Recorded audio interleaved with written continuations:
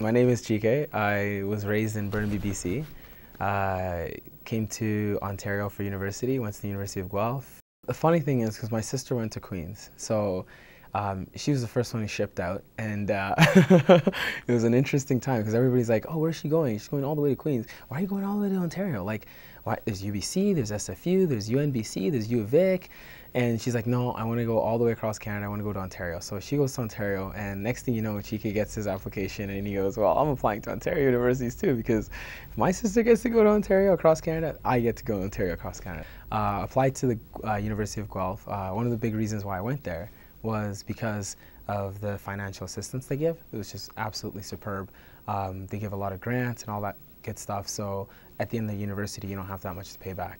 I have 3 other siblings. My youngest sister's at York University. I'm at Guelph University. My oldest sister graduated at Queen's University, and my younger brother is at York University. So it's like 4 siblings who are like university or postgrad or anything like that, and it's just a ton of money.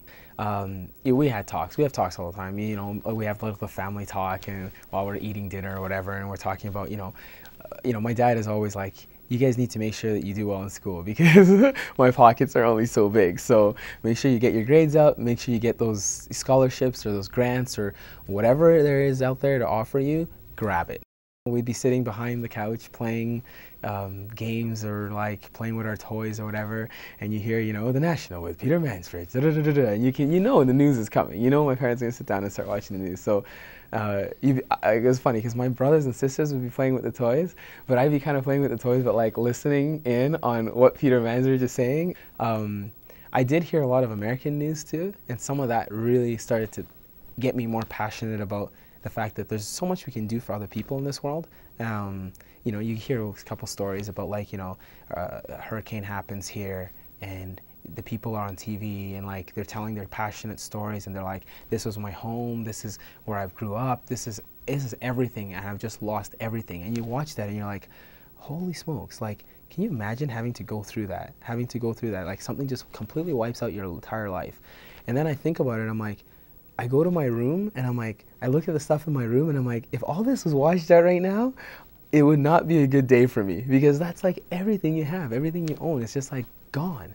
I was never a big fan of government, but like sometimes you have to have the government to come in and help you out. Like, if you lost everything, there has to be stuff in place so that you can get back into, normalcy.